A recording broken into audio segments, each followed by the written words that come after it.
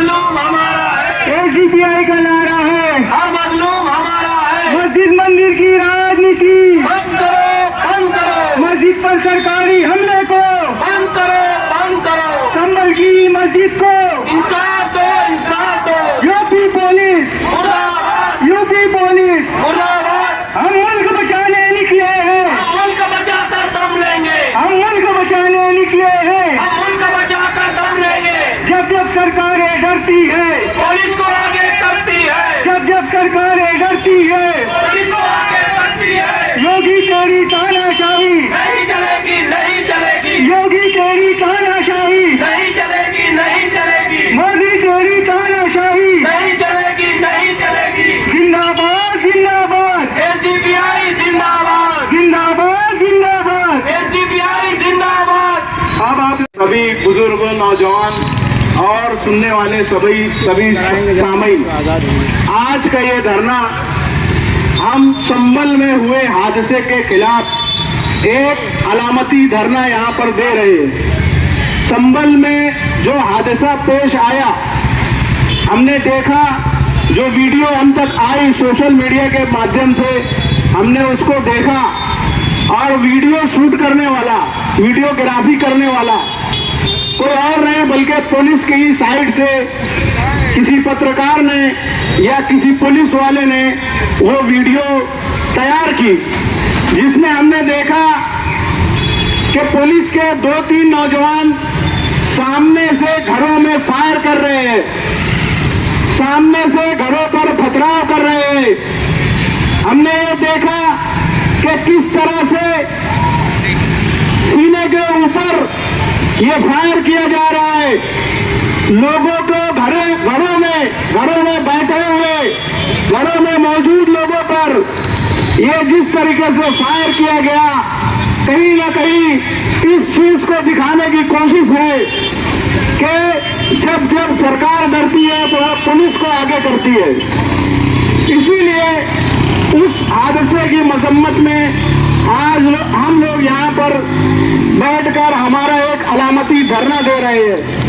जो हादसा पेश आया, इंतहाई दुख और अफसोस के साथ कहना पड़ता है कि मुल्क में 2 रियासतों के चुनाव थे। उन 2 रियासतों में एक महाराष्ट्र भी थी और दूसरी झारखंड, और उत्तर प्रदेश के कुछ इलाकों में जिमनी इंतखाबात थे। उस हादसे को दबाने के लिए, ईवीएम के घोटाले को दबाने के लिए, लोगों की तवज्जो को हटाने के लिए ये संभल का हादसा किया गया, जिसमें बेगुनाह और निहत्थे लोगों को गोलियों का निशाना बनाया गया। हमने देखा जहां जहां भी सरकार में बेचैनी होती है, जहां जहां भी इस तरह के हादसा पेश आते हैं, उसमें पुलिस की जो भूमिका होती है वो कभी भी एक गैर जानिबदार नहीं होती है। पुलिस सरकार की साइड से आके जो काम करती है, जो इंतहाई दुख और अफसोस का है। इसीलिए हम लोग यहाँ पर हमारी नाराजगी जताने के लिए और हुकूमत वक्त को ये पैगाम देने के लिए यहाँ पर आए हैं कि ये मनमानी, ये तानाशाही, ये पुलिस की सरपरस्ती में गुंडागर्दी बंद होना चाहिए, और इस मुल्क में जो दस्तूर नाफिज है, दस्तूर ने जो तमाम शहरियों को बुनियादी हुकूक दिए हैं, उन हुकूक के मुताबिक 1991 में मुल्क में एक कानून पास किया गया। उस कानून में यह था, प्लेसेस ऑफ वर्शिप एक्ट।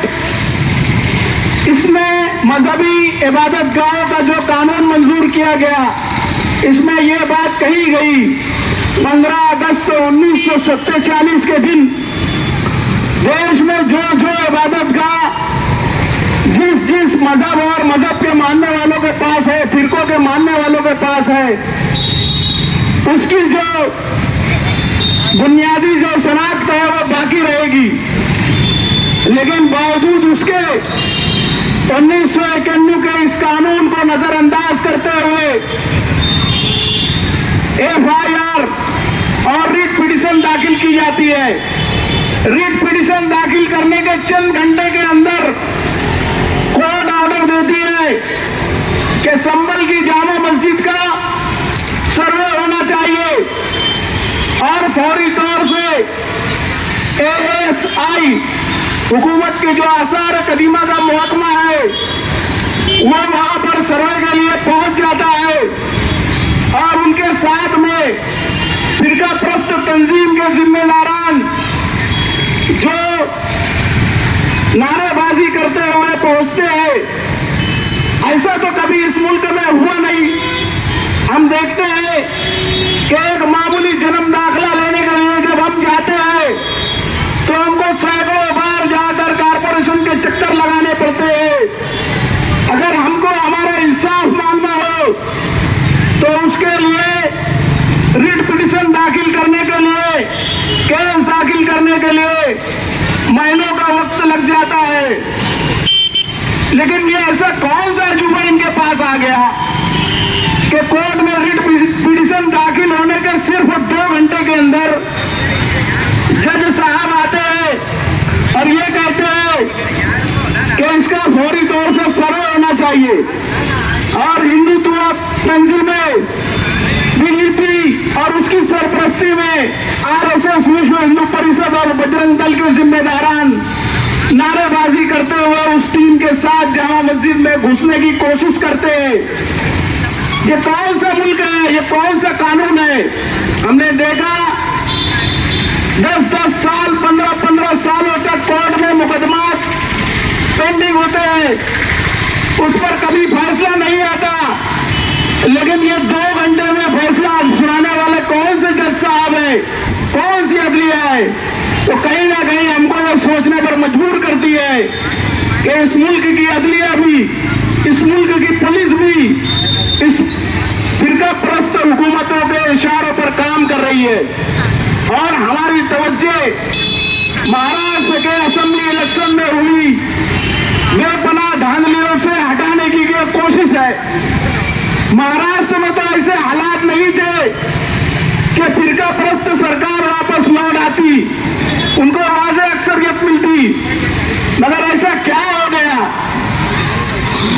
हम ये जानते हैं, हम ये महसूस करते हैं कि संभल का हादसा मुल्क की आवाम की तवज्जो को हटाने के लिए EVM पर हुई मुसलसल और बड़े पैमाने पर धांधली की वजह से ऐसा ये कौन सा रिजल्ट है? हम तो ऐसा समझते थे। हमारे पड़ोसी शहर मालेगांव उत्तर में रियासती वजीर इंतहाई घबराए हुए थे, उनकी टीम इंतहाई घबराई हुई थी, कहीं से जीतने के कोई आसार नहीं थे। 1 लाख से ज्यादा वोटों से वो चुनकर आते हैं और तीसरे और चौथे नंबर की जो पोजीशन के उम्मीदवार है वो 50,000 वोट भी नहीं हासिल कर पाते। इसी तरह का एक नतीजा हमने देखा धुलिया उत्तर में कुणाल बाबा पाटिल 66,000 से ज्यादा वोटों से शिकस्त खा जाते हैं। और मुख्तलिफ मुकामात पर हमने देखा बड़े पैमाने पर EVM में धांधली हुई है। इसी धांधली से तवज्जो हटाने के लिए इस तरह के हादसात को किया जा रहा है, जिसमें मुसलसल सरकार की तरफ से फिरका प्रस्तों के इशारों पर काम किया जा रहा है। इसी के लिए आज हम यहाँ पर ये हमारी नाराजगी जताने के लिए यहाँ पर आए हैं और हम ये बताना चाहते हैं मजहबी इबादत गाहे जहाँ पर भी है पूरे भारत में प्लेसेस ऑफ वर्शिप एक्ट 1991 के मुताबिक जो मस्जिद है वो मस्जिद रहेगी, मस्जिद बाकी रहेगी, और जो मंदिर है वो मंदिर है, मंदिर बाकी रहेगी। और किसी भी मजहब की कोई भी इबादत गाह जो 15 अगस्त 1947 के दिन जिस शक्ल में थी उसकी वही शक्ल रहेगी। आज हम ये मुतालबा करने के लिए, हमारी नाराजगी जताने के लिए, हुकूमत वक्त तक अपनी बात पहुंचाने के लिए Malegaon social democratic party of India यहाँ पर मौजूद है, उसके जिम्मेदारान यहाँ पर मौजूद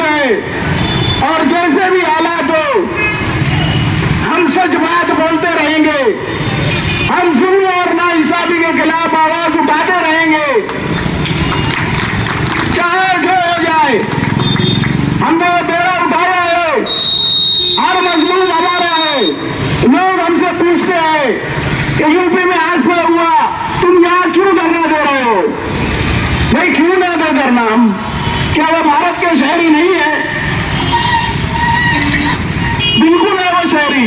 हमने इसी रोड पर मणिपुर में जो 1 साल से ज्यादा अरसे से मुसलसल तशद्दुद जारी है, जो हिंसा जारी है, जो त्रिपुरा में हिंसा जारी थी, उसके खिलाफ भी हमने एहतजाज दर्ज कराया था, जिसमें बिला वजह हम 15 लोगों पर FIR दर्ज की गई थी।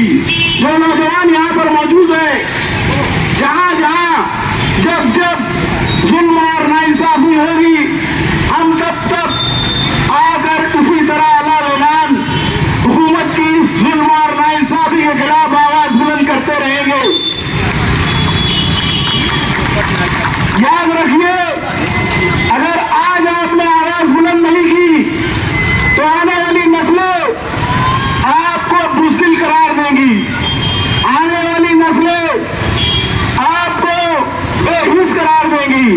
इसलिए हमारे साथ आइए, हमारे साथ जुड़िए, हमारे साथ कांधे से कांधा मिलाइए और हक और इंसाफ के लिए आवाज उठाने वाली इस पार्टी के साथ जुड़िए। याद रखिए, जब जब जहां जहां जुल्म होगा, हम इसी तरह हमारा एहतजाज दर्ज कराते रहेंगे। बहुत बहुत शुक्रिया।